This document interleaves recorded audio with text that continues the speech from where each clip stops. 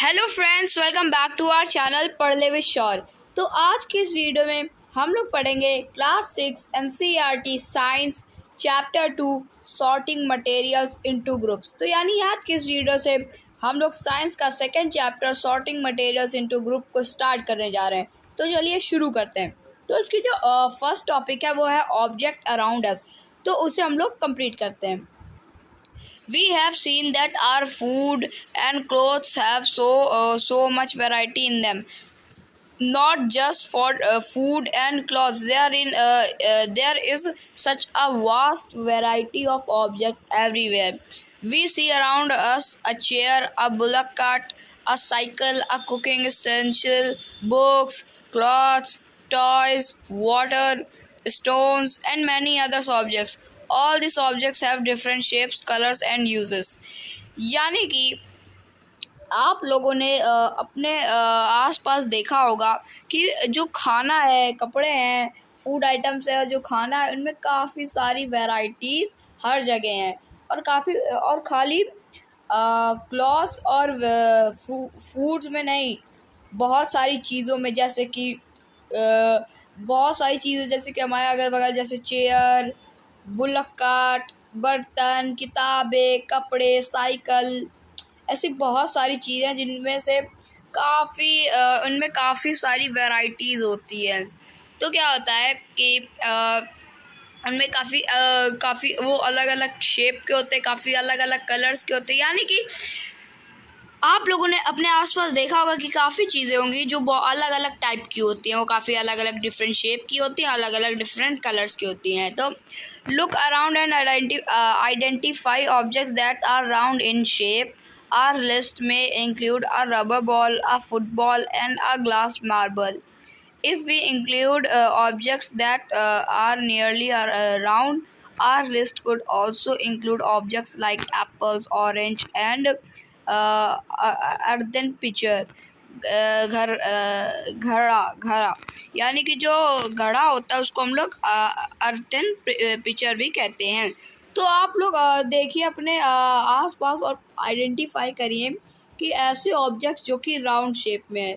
अब round shape में जैसे कोई बॉल हो गई, कोई रबर बॉल या कोई फुटबॉल या कोई ग्लास मार्बल, और या कोई ऑरेंज है या एप्पल है, यानी कोई भी चीज़ जो कि ऑरेंज होनी चाहिए, या अर्दन पिक्चर यानी कोई घड़ा भी होना चाहिए।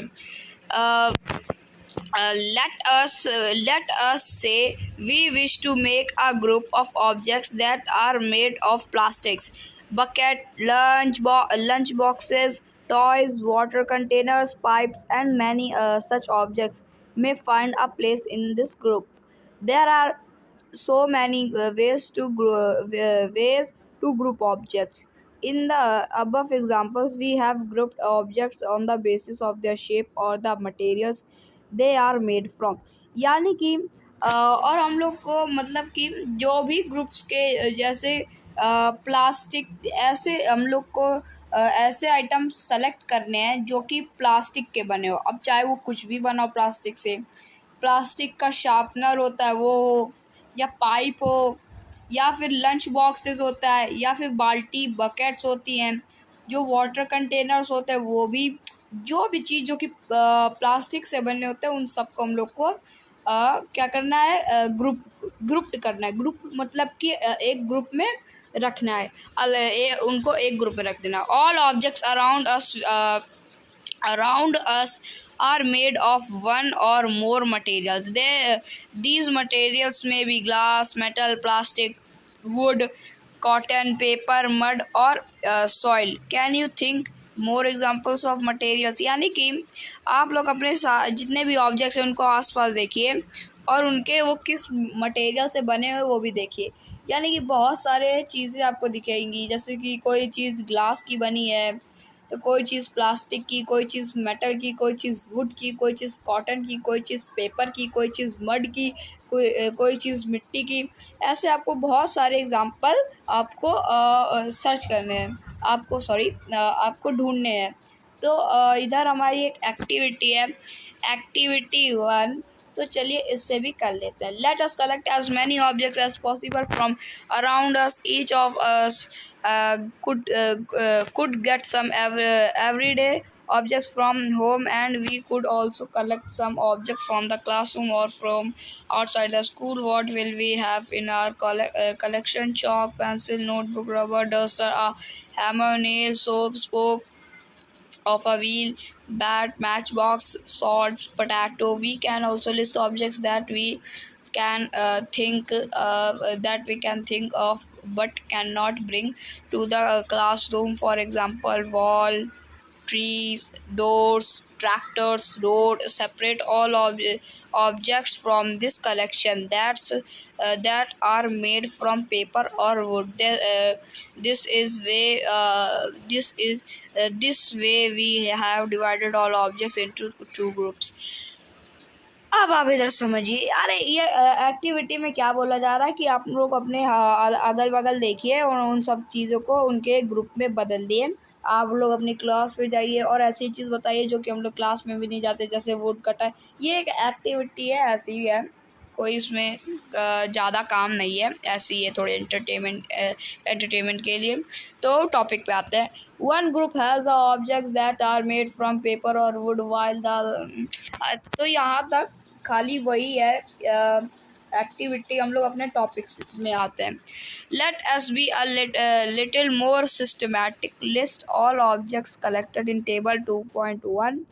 Try to identify the materials that each one is made of. It would be fun to make this a large table, collecting information about as many objects as possible. It may seem difficult to find out the materials out of which some of these objects are made. In such cases, discuss with your friends, teachers and parents to identify the materials. यानी ये भी एक उसी क्या कहते हैं activity का part है कि क्या है इनमें से कि आपको बहुत सारे आइटम्स को सेलेक्ट करना, उनके में क्या कौन कौन से मटेरियल लगा है उन्हें भी लगाना। तो ऐसी एक हमारी एक्टिविटी मतलब कि एक टेबल है वो यहाँ पर दी गई है। तो क्या है इसमें कि आपको कोई ऑब्जेक्ट रखना है और फिर उसमें बताना उसमें क्या क्या मटेरियल यूज़ हुआ। जैसे कि एक प्लेट, उसमें स्टील यूज़ हुई, ग्लास यूज़ हुआ, प्लास्टिक यूज़ हुआ, और भी बहुत अलग अलग प्लेट मतलब थाली। और जो पेन है उसमें प्लास्टिक हुआ है, मेटल हुआ है। तो ये सब है। फिर हमारी एक और एक्टिविटी है एक्टिविटी 2। तो इसे भी हम लोग देख लेते हैं। Table 2.2 lists some common materials. You can also add more materials in column 1 that are known to you. Now try and think of everyday objects you know that are made mainly of this material and list them in column 2. तो इसमें क्या है कि जो ये जो activities में जो ये टेबल 2.2 है, इसमें भी आपको वही करना है कि जो जो चीज़ आपको मिली उसमें क्या क्या चीज़ लगी है, वो सारी चीज़ आपको उसमें बताना है कि इसमें क्या क्या चीज़ें हैं। पेपर से क्या क्या चीज़ बन सकती, जैसे लेदर है, लेदर से क्या क्या, लेदर से जैकेट्स बन सकती है, शूज़ बन सकते हैं, और और भी बहुत सारे आइटम्स है वो सब लेदर से बन सकते हैं। तो आपको वैसे करना। जैसे प्लास्टिक है, प्लास्टिक से क्या क्या बन सकता है, प्लास्टिक से बॉटल्स बन सकती है, फ्रेम आते हैं फ़ोटो फ्रेम्स वो भी बन सकते हैं, और टॉयज़ होते हैं टॉयज़ बन सकते हैं। ऐसे बहुत सारी चीज़ें जो कि प्लास्टिक से भी बन सकता है। तो what do we find from these tables? First we group objects in many different ways. We then found that objects around us are made of different materials. At times an object is made of a single material, and objects could also be made of many materials, and then again one material could be used for making many different objects. What decides which material should be used for making any given objects? It seems we need it seems that we need to know more about different materials. हाँ, तो अब इसमें क्या है कि यही बोला जा रहा है कि हर एक मटेरियल्स के बारे में ये एक एक्टिविटी 2 इसमें यही बोला गया, जो कि हमने आपको अभी टेबल्स में बताया था कि क्या क्या करना है। तो वही जो मटेरियल है उनको बताना है कि वो क्या क्या आप, और एक मटेरियल से एक चीज़ खाली एक ही मटेरियल से बन सकती है और उसमें दूसरे मटेरियल का कोई यूज़ नहीं होता। ये एक एक्टिविटी है, इसमें काफ़ी, इससे हमारा एग्ज़ाम में कुछ नहीं आएगा पर इम्पोर्टेंट है, तो इसे हम लोग कवर करेंगे। तो क्या है कि इसमें क्या है कि जो मटेरियल्स यूज़ हुए हैं, कि जैसे कि एक मटेरियल है, वो उसी एक मटेरियल से कई सारे आइटम्स बन जाते हैं, लेकिन कुछ मटेरियल्स है जिनमें कई सारे मटेरियल्स जोड़ करके फिर वो आइटम बनता है। और ये हमें ये पता चलता है कि हम लोग और भी इनके बारे में डिफरेंट मटेरियल्स के बारे में जान सकेंगे। तो जो हमारा नेक्स्ट टॉपिक है प्रॉपर्टीज़ ऑफ मटेरियल, इसे हम लोग कवर करते हैं। Have you ever wondered why a tumbler is not made with a piece of cloth? Keep in mind that we generally use a tumbler to keep a liquid. Therefore, would it not be silly if we were to make a tumbler out of cloth? What we need for a tumbler is glass, plastic, metal, or other such material that will hold water. Similarly, it could not be wise to use paper-like materials for cooking vessels.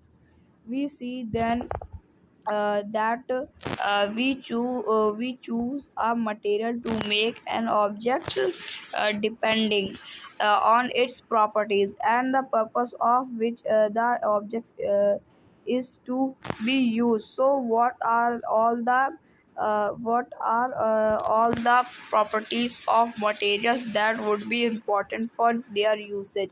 Some properties are discussed here. यानी कि अब इधर बोला जा रहा है properties of material. तो इसमें क्या है, जैसे कि एक टम्बलर होता है, टम्बलर मतलब ग्लास। तो वो जो टम्बलर होता है वो किसी क्लॉथ के पीस से क्यों नहीं बना होता, क्योंकि वो इसलिए नहीं बना होता। ये देखिए एक गर्ल है, फिगर 2.2, इसमें क्या है कि इसने एक क्लॉथ के टम्बलर में पानी डाला और पानी वो निकल रहा है। क्यों? क्योंकि इसलिए कभी भी जो क्लॉथ का जो टम्बलर होता है उसे यूज़ नहीं करा जाता, उसे बनाया भी नहीं जाता। उसके लिए जैसे प्लास्टिक हो गया और मेटल हो गया, ग्लास हो गया, इससे बनाया जाता है। क्यों? क्योंकि ये जो टम्बलर है ये लिक्विड को रखने के लिए होता है। अगर जो टम्बलर है अगर वो सिली होगा तो उससे क्या होगा, जो पानी है या मिल्क है, कुछ भी रखते हैं आप लोग, तो वो निकल सकता है, उससे गिर सकता है, इसलिए हम लोग नहीं करते। तो इसी में जो जितनी भी में प्रॉपर्टीज़ है कि कौन सी प्रॉपर्टी का आइटम यहाँ पे यूज़ होगा, कौन सा नहीं है, वो अभी हम लोग इसी वीडियो में आगे पढ़ने वाले हैं। तो पहला हमारा टॉपिक है अपीयरेंस, तो इसे कवर करते हैं। Materials usually look different from each other. Would looks very different from iron, iron appears different from copper और aluminium at the same time. There may be some similarities between iron, copper, and aluminium that are not there in wood. यानी कि जो metals होते हैं, materials होते हैं, वो आपस में काफ़ी अलग अलग दिखते हैं। जैसे कि वुड बहुत ही डिफरेंट दिखता है, बहुत ही अलग दिखता है किसके, आयरन से। जो आयरन से वो काफ़ी डिफरेंट दिखता है किससे, कॉपर और एल्यूमिनियम से। तो क्या है कि जो सिमिलैरिटीज़ हैं आयरन, कॉपर और एल्यूमिनियम की, ये सब जो वुड है उसके साथ बिल्कुल भी सेम इनकी जो इनकी जो भी क्या कहते हैं सिमिलैरिटीज़ हैं, वो एक दूसरे से अपीयरेंस नहीं करती। अपीयरेंस मतलब कि मैच नहीं करती। तो इधर एक और एक्टिविटी है, एक्टिविटी 3। तो इसमें क्या, collect small pieces of different materials, paper, cardboard, would, copper wire, aluminium sheets, chalk. Do any of these appear shiny? Separate the shiny materials into a group. Now observe as the teacher cuts each material into two pieces and look at the freshly cut surface. What do you notice? Does the freshly cut surface of some of these materials appear shiny? Include these objects also in the group of shiny materials. Do you notice such a shine of luster in the other materials, cut them anyway, as you can repeat this in the class with as many materials as possible, and make a list of those with and without luster. Instead of cutting, you can rub the surface of material with sandpaper to see if it has luster. यानी कि इधर क्या है कि जो भी आप लोग बहुत सारे स्मॉल पीसेस को कवर मतलब कलेक्ट करिए, उनमें से जो paper, cardboard, would, aluminium, copper wire, chalk, aluminium sheet, तो इन सब में से जो आप सब कुछ इकट्ठा करें, कलेक्ट करें, और फिर अगर ये चमके तो जो भी चीज़ शाइन करे उनको आप लोग एक जगह रख लीजिए, और फिर इन सब चीज़ों को काटिएगा। तो जो जहाँ से आप लोग काटेंगे, जो फ्रेशली कट सरफेस होगा, वहाँ क्या होगा, वह शाइनी शाइनी सा हो जाएगा, वो चमकने लगेगा। तो उसको भी आप लोग को शाइनी ऑब्जेक्ट्स में रख लेना है। और क्या होगा कि आपको ऐसे बहुत सारे ऑब्जेक्ट्स के साथ करने हैं, बहुत सारे मटेरियल्स के साथ करने हैं, और ये आपको अपनी क्लास में भी करना है। और इसके लिए आपको जो लस्टर है वो दिखाना बहुत ज़रूरी है, और जो भी आपका जो भी मटेरियल्स है उसमें जो सैंड पेपर होता है उसको काफ़ी अच्छे से रब करें, तो उसमें जो आपको लस्टर है वो काफ़ी अच्छे से दिख जाएगा। ये आप लोग फिगर 2.3 में दिख सकते हैं। ये जो है ये लस्टर कैसा, इफ़ दे हैव लस्टर, अगर लस्टर है तो ये कट जाएगा। Materials that have such lustre are usually metals, iron, copper, aluminium and gold are examples of metals. Some metals often lose their shine and appear dull because of action of air and moisture on them. We therefore notice the luster only on their freshly cut surface. When you visit an iron smith or a workshop, look out for freshly cut surface of metal rods to see if they have luster. अब आप इधर समझिए, यानी कि बहुत सारे जो लोग मटेरियल्स होते हैं उनमें लस्टर होता ही है, और वो उनमें से काफ़ी सारे मेटल्स ही होते हैं, जैसे कि आयरन, कॉपर, एल्यूमिनियम और गोल्ड, ये सब एग्जांपल्स हैं। और क्या होता है कि ये बहुत सारे जो भी मटेरियल्स होते हैं वो अपनी जो उनकी शाइन है उससे खो देते हैं, वो छोड़ देते हैं। क्यों? क्योंकि जो उनके साथ जो फ्रिक्शन होता है किसका, एयर का, और एक्शन जो होता है एयर का और मॉइस्चर का, इसके कारण उनकी जो शाइन होती है वो चली जाती है। लेकिन जब भी आप लोग कहीं वर्कशॉप में जाते होंगे, या आप कहीं आयरन स्मिथ में जाएंगे, तो वहाँ क्या देखेंगे, वर्कशॉप या आयरन स्मिथ में, वहाँ पे जब भी किसी आयरन को काटा जाता है तो क्या वो उस जगह से शाइन होने लगता है। इससे क्या पता चलता है कि उनमें भी लस्टर है। फिर हमारा एक और टॉपिक है hardness. When you press different materials with your hand, some of them may be hard to compress while others can be easily compressed. Take a metal key and try to scratch with it.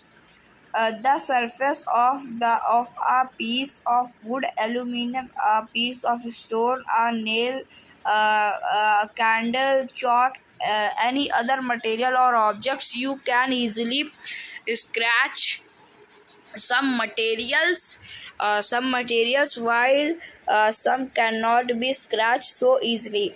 Materials which can be compressed or scratched easily are called soft, while some other materials which are difficult to compress are called hard. For example, cotton or sponge is soft while iron is hard.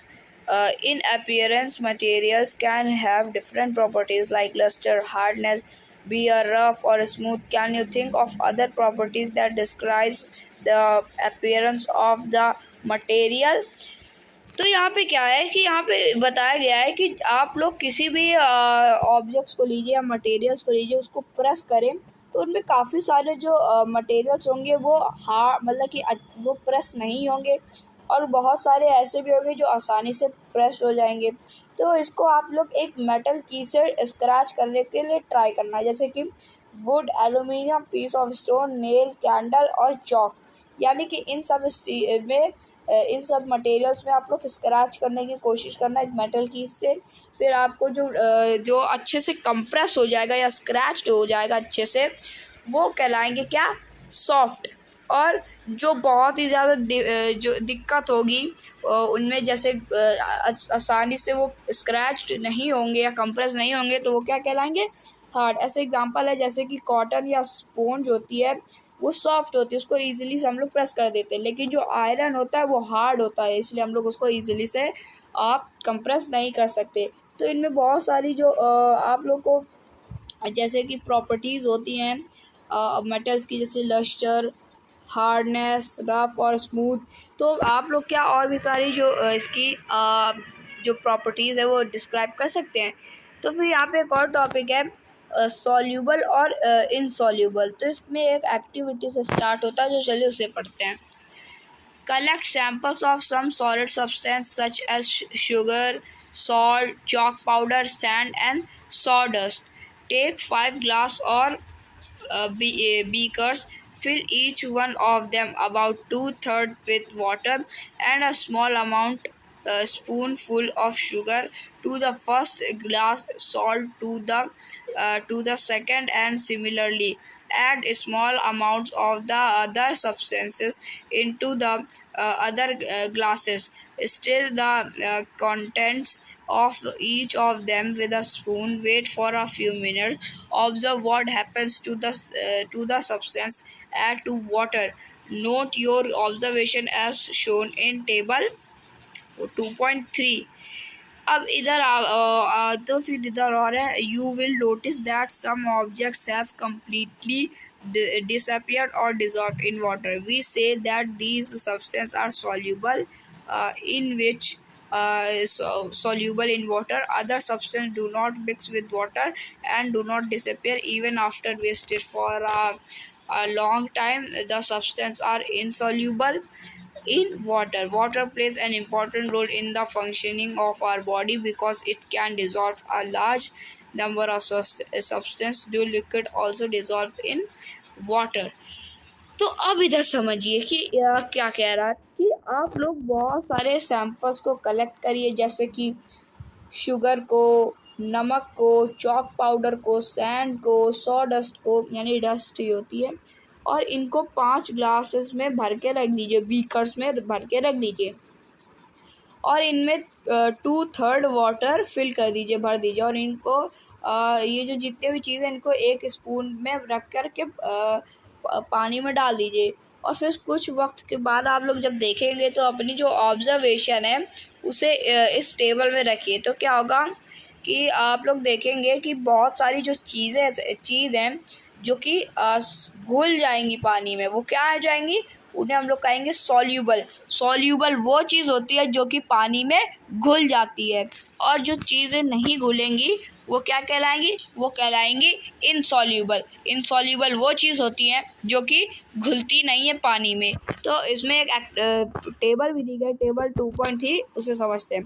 तो इसमें क्या है, salt. Salt में क्या है कि salt disappear completely in water, यानी कि जो सॉल्ट है वो पूरी तरीके से पानी में डिसअपियर यानी घुल गया, यानी सॉल्ट सॉल्यूबल है।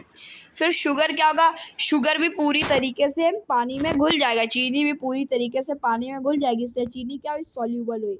फिर सैंड। सैंड पानी में नहीं घुलेगी, यानी सैंड पानी के नीचे चली जाएगी, नीचे बैठ जाएगी, लेकिन सैंड पानी में नहीं घुलेगी, इसलिए वो क्या है, इनसॉल्यूबल।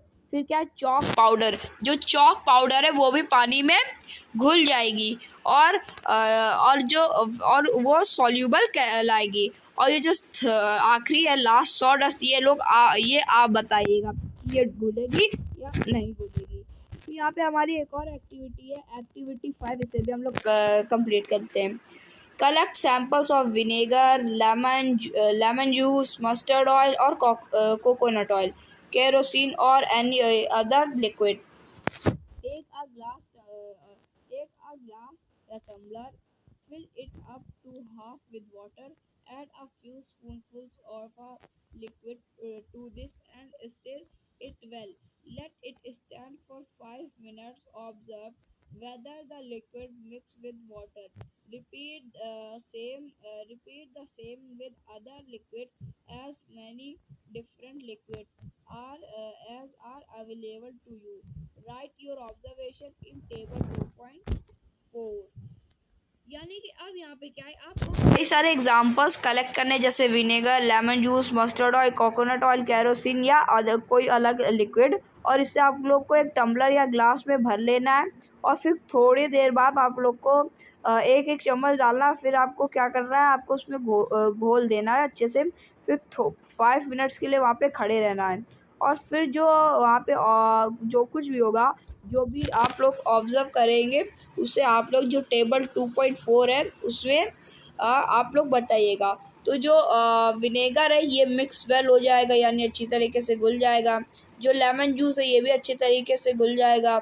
और ये वाली टेबल है 2.4, ये आपको क्या बताती है कि solubility of some common liquids in water, यानी कि इनमें से जो भी चीज़ है ये पानी में घुलेंगी या नहीं घुलेंगी। तो हम लोग अपने टॉपिक में आते हैं।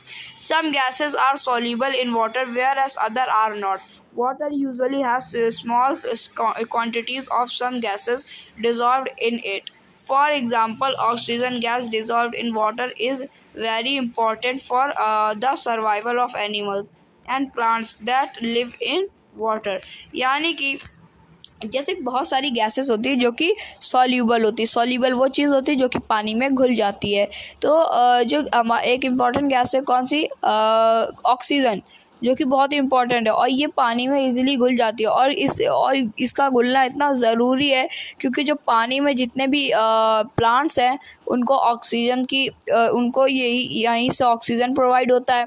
जितने भी एनिमल्स हैं, फिश है, ये सब उनको ऑक्सीजन यहीं से प्रोवाइड होता है। जो फिश कैसे सांस लेती है हम लोग आगे वाले चैप्टर में पढ़ेंगे। तो ये जो हमारा टॉपिक था ये तो कंप्लीट हो गया है। अब एक और हमारा टॉपिक है ऑब्जेक्ट्स में नॉट फ्लोट और सिंक इन वाटर, तो इसे भी कंप्लीट करते हैं। While doing activity 4, you might have noticed that the insoluble solids separate out from water. You may have also noticed this with some liquids. In activity 5, some of these materials that did not mix with water floated to the surface of water. Others may have sunk to the bottom of the tumbler, right? We notice many examples of objects that float in water or sink. Dried leaf fallen on the surface of a pond, a stone that you throw into this pond, a few drops of honey that you let fall into a glass of water. What happened to all of these?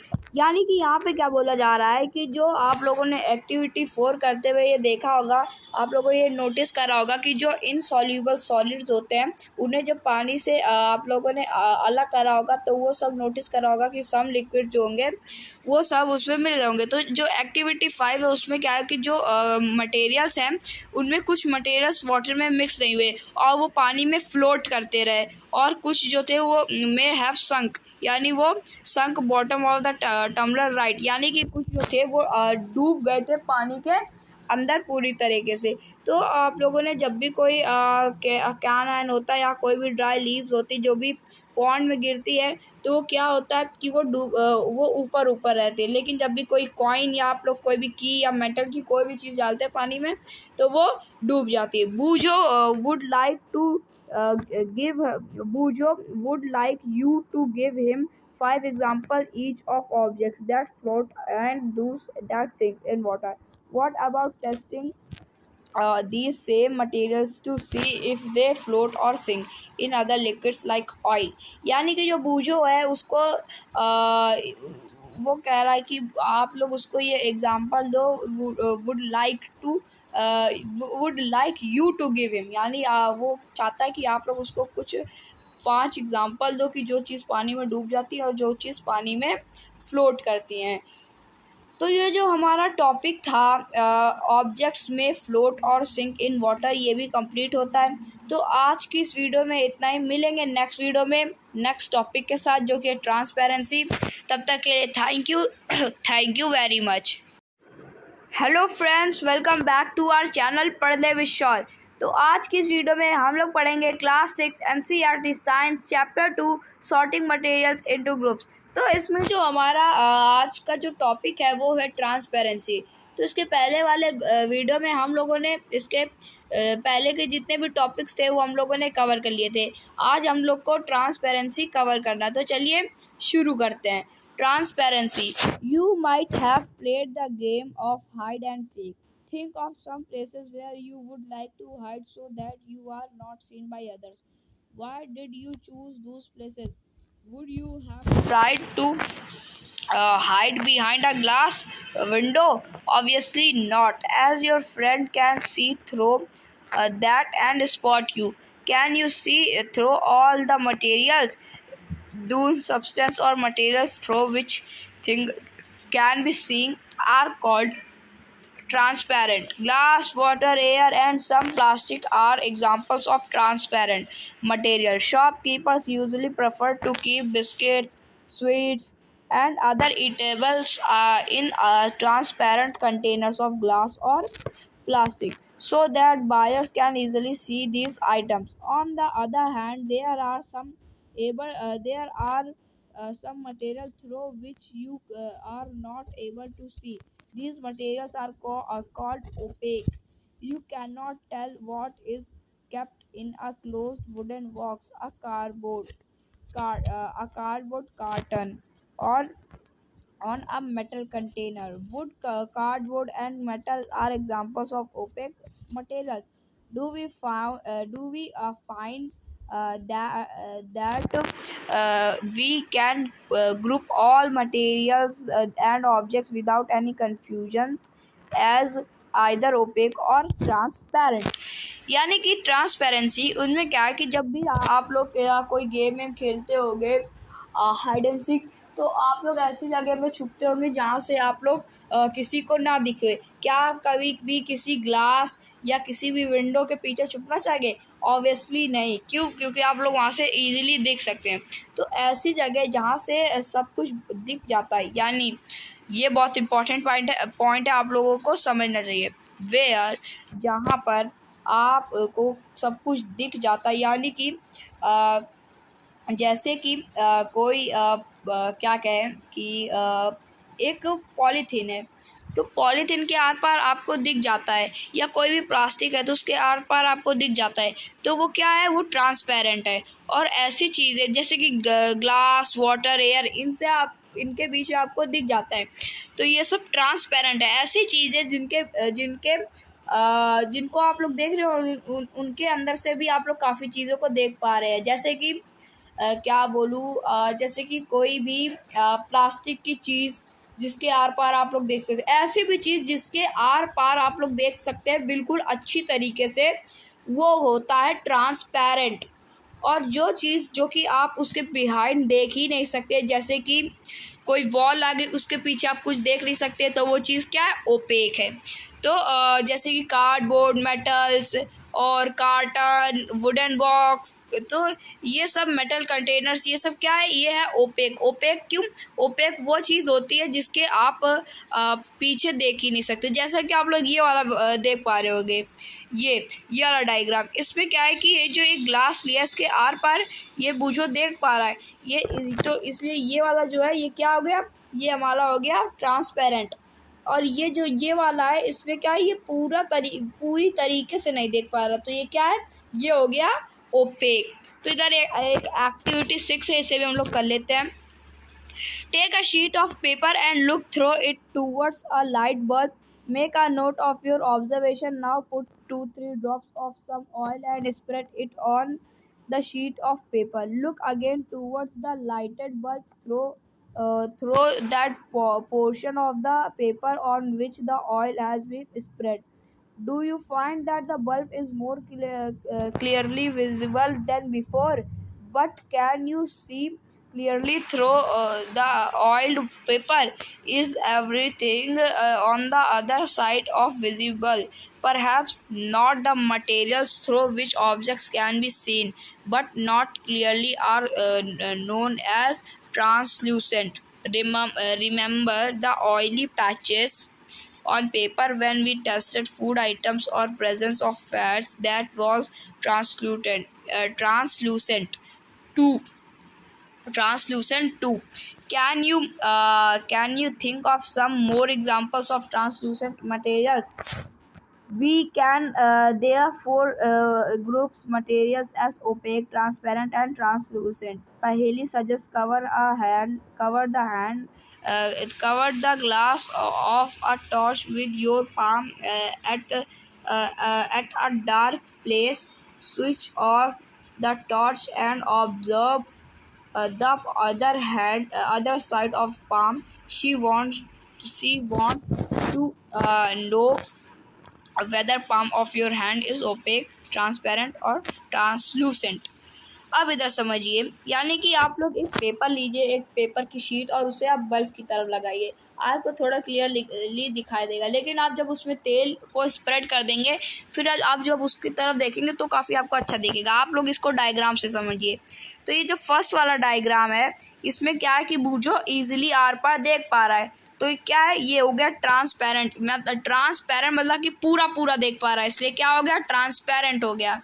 और इसके मतलब, और इस वाले diagram में कुछ भी नहीं देख पा रहा इसके आर पार, तो ये क्या हो गया, ये हो गया ओपेक. और ये जो हमारा थर्ड पिक्चर, इसमें क्या है, ये थोड़ा थोड़ा देख पा रहा है, क्लियरली तो नहीं देख पा रहा, लेकिन थोड़ा दिख रहा है. तो ये क्या हो गया, ये ट्रांसलूसेंट हो गया. तो ये आपको अच्छी तरीके से समझ आया होगा. तो जो पहेली है, इसने अपना हैंड है, जो पाम है, उसने उसके टॉर्च के ऊपर रख दिया, और ये जानना चाहती है कि क्या आपको दिख रहा है, कि आप लोग बताएं कि ये ट्रांसलूसेंट है या ओपेक है या ट्रांसपेरेंट है. तो मेरे हिसाब से जो हैंड है, ये है ट्रांसलूसेंट, क्योंकि इसके अंदर से थोड़ा थोड़ा दिखती हैं. यानी जब आपने भी टॉर्च लगाए होंगे तो उससे थोड़ी थोड़ी नसें दिख जाती हैं. We learned that material differ in their appearance and the way they mix in water or other liquids. They may float or sink in water, or may be transparent, opaque, or translucent. Material can be grouped on the basis of similarities of the difference in their properties. Why do we need to group materials? In everyday life, we often group materials for our convenience. At homes, we usually store things in such a manner that similar objects are placed together. Such as arrangements help us to locate them easily. Similarly, a grocer usually keeps all type of biscuits at one corner of his shop, all shops at another, while grains and pulses are stored at some other places. There is another reason why we find such grouping useful. Dividing materials in groups makes it convenient to study their properties and also observe any patterns in these properties. We will study more about this higher classes. यानी कि जो हम लोगों ने ये सब पढ़ा materials के बारे में, डिफरेंट मटेरियल्स के बारे में, इनको यानी कि जब भी हम लोगों ने इनको पानी में मिक्स करा या फिर वाटर में, या फिर हम लोगों ने इनको किस में लिक्विड में मिक्स करा, तो ये कुछ उसमें से फ्लोट हुए और कुछ डूब गए. तो इनमें क्या है कि ये जो और मे बी ट्रांसपेरेंट, ओपेक और ट्रांसलूसेंट, तो इनमें क्या है कि इनको ग्रुप करा जाता है इनकी सिमिलैरिटीज़ से. यानी कि इनमें क्या क्या सिमिलैरिटीज़ है, उससे इनको ग्रुप करा जाता है. हमें क्या ज़रूरत है इन सारे मटेरियल्स को सिमिलैरिटीज़ इनको ग्रुप करना अपने हर दिन में एक मैनर में.